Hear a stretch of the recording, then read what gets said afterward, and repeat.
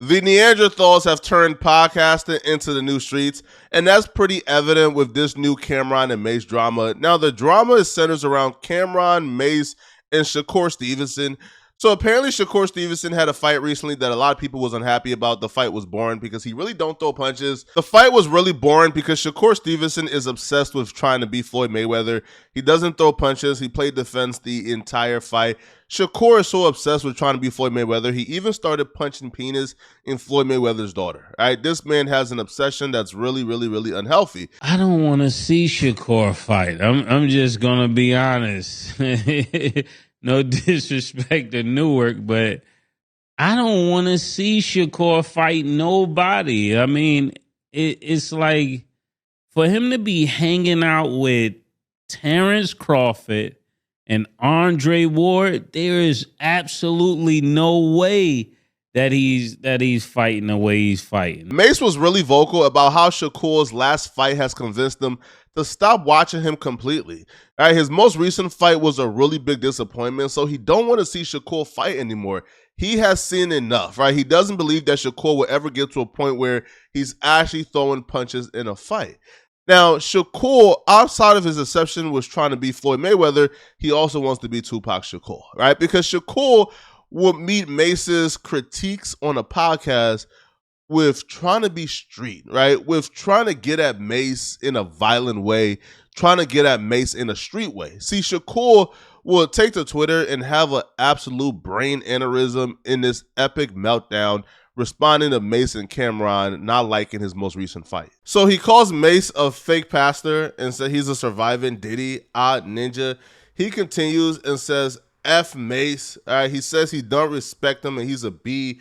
He goes on to say, like, stop telling him to crash out. He's going to keep on crashing out. Apparently, that's important, right? Then he tries to defend his boxing skills, but, bro, his fights is boring, right? And he says he ain't ducking no smoke from nobody, and they can pull up, and they soft. All right, he goes on to say Mase wasn't as successful as Jay-Z. I mean, nobody was. All right, then he says that Camron and Mase got to put the gloves on and get at him.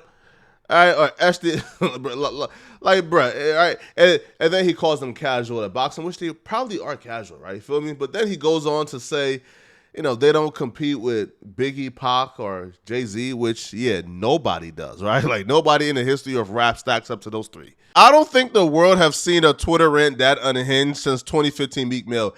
And it's even more unhinged that a Twitter rant like that is coming from you hearing people say, your fight is boring. Like, they didn't attack you. They didn't call you a B. They didn't, like, disrespect your mother. They just said, bro, you have a boring fight, man. And you decide to go on a Twitter rant that unhinged for what? Like, what exactly are you trying to prove? Like, we know you can fight. Like, you're a professional boxer. Like, you will beat up almost every one of your critics, bro. Why are you now trying to take it into a world where you won't win, which is the streets? You're a boxer. You're not a gangster. All right, now, Camron and Mase will respond back to Shakur Stevenson's unhinged Twitter rant on their podcast. Chill out, Lord. We got the right to have our opinion, and I say that with all due respect, but just keep it where it is, man. Let humor be humor. Let everybody say what they got to say. You don't like what we said, box better.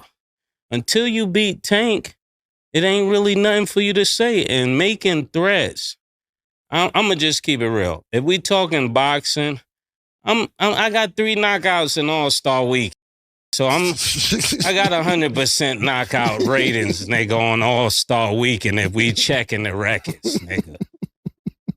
Killer, go ahead, man. I'm not even gonna be on that time with him, man. Listen, bro, I'm gonna be honest with you. I see why they call you Shakur Twitterson. Like, my 4 hours of tweeting about me and Mase is wow. You boring, nigga. You boring. Everybody's seen it. We ain't the only ones who seen it. You boring, nigga. I thought I was rather polite about it. I thought it was cool. Now, Mase was surprisingly diplomatic about this, but Camron wasn't. Camron will send a very strong warning to Shakur for talking that street stuff when it comes to them. He let it be known that the streets and boxing are two different things, and he can't play ball with them in the streets. What you talking about? Then you talk about we should glove up. Shut the fuck up. Shut the fuck up. Nigga slap fire out you. Shut the fuck up. You getting boxing in the streets confused. For real. Like, stop getting boxing in the street. Those are two different things. That is two different things. Because when a switchblade or something out and everything, you talk about niggas better strap up. Why would you give niggas that heads up? You dumb motherfucker. It looks like the street conversation may have been out of depth for Shakur Stevenson. So it looks like he passed the buck to his big homie Jay Prince, who's apparently his manager and promoter in boxing. Now, Jay Prince would issue a warning to Camron and Mase via Instagram, right? He would say, let the haters say that he's boring and nobody wants to watch him. Sorry to tell you, it's just a select few of you haters. As you can see, there's proof that he has the #1 ratings in any fight on ESPN this year and the top 3 ratings since 2022.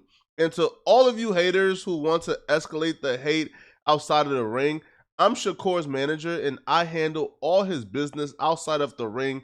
In other words, Cam and Mase, I would fade all his shots and take all bets.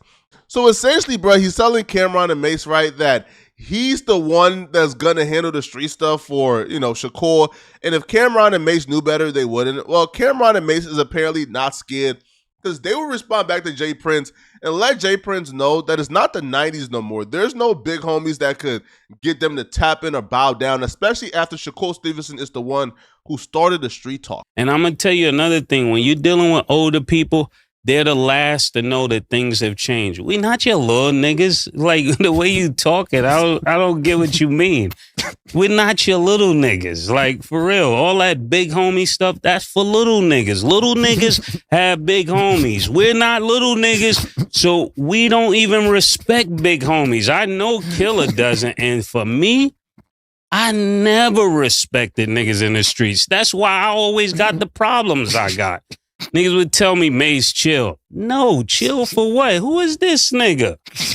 That's how I feel listening to this, man. Like, I want to respect you, but I can't. And I'm going to tell you why. Because if I got a little, like the dudes that raised me, if I was out of pocket, they would tell me I'm out of pocket. They wouldn't let me put them on a crash out mission.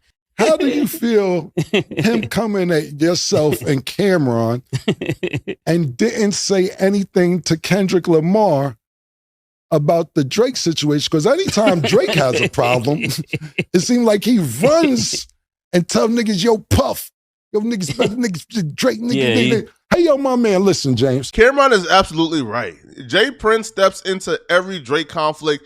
Bro, he stepped into the Pusha T conflict, and which is why Drake, I guess, ended the beef.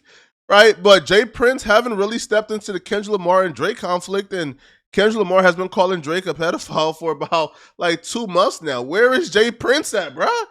Right, the world wants to know, where is Jay Prince? I believe Camron brought this up to highlight the fact that Jay Prince picks and chooses, right? Jay Prince probably thinks, he could bully Camron and Mase, which is why they're so insulted. Right? Like, they are offended that Jay Prince thinks he could bully them because they're not people who can be bullied. Right? And they're saying, yo, you didn't go at Kendrick Lamar because you understand that Kendrick Lamar is tied to TDE, who is tied to about 5 to 6 different organizations who would all come together and defend Kendrick Lamar, right? To the death. So you're not going at those dudes. So why are you coming at us? Right? Especially when Shakur's the one who started talking tough. Now, Camron will go on to say that Shakur is talking tough because you essentially have painted this picture to Shakur that you guys are untouchable. And he brought up the young boy situation, which is really peculiar. Check it out. Let me explain something to you, bro. Mase said it exactly. You 60, nigga. You 60. What are you talking about? What are you, bro? I lost mad respect for you because I used to have mad respect for you. When you have Shakur with you, when you line Young Boy NBA up, why the fuck you got Shakur with you? And this is why he acting like that. This is exactly why he acting like that. Talking about you got Young Boy NBA umbrellas and his keys to his car. Young Boy NBA told y'all niggas eat a dick. Camron brought up the Young Boy and Jay Prince situation to sort of highlight how Jay Prince have gone out of his way to sort of present this veil of power over the industry. Right? Now, he would say that Jay Prince is the one who actually set up NBA Youngboy. If you guys don't know what's happening, let's break it down a little bit, right? So the Youngboy situation, a bunch of kids came in Youngboy's crib, stole his car keys, stole his items, et cetera, right? Now, after those kids stole YoungBoy's item, they posted on social media of them running through YoungBoy's crib where he wasn't home, or he was probably upstairs sleeping. Well, about a few hours later, Jay Prince and Shakur Stevenson posted a video on Instagram where they are essentially saying, hey, we got your keys back for you, young boy, because we run this city, young boy.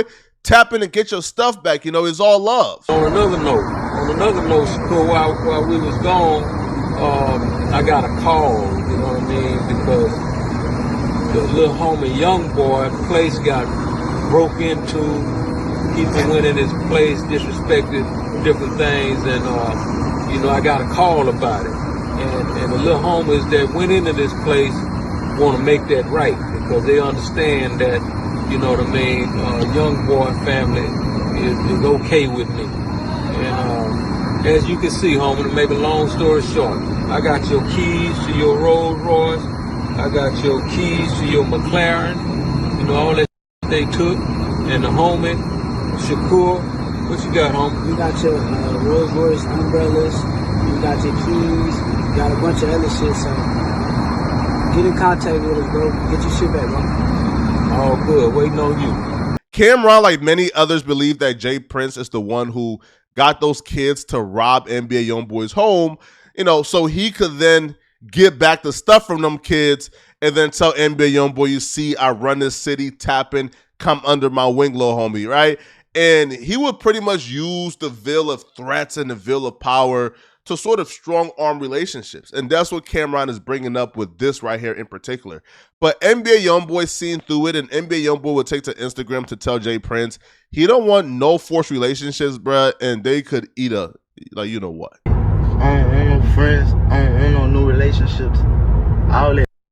Hey, I don't respect none of that, man. If you got something for me, man, they got plenty of niggas around me you could call. Man, nigga, it's plenty ways you could get in touch with me. Man, don't get on no internet and do nothing publicly. Don't do nothing dealing with no publicity, none of that.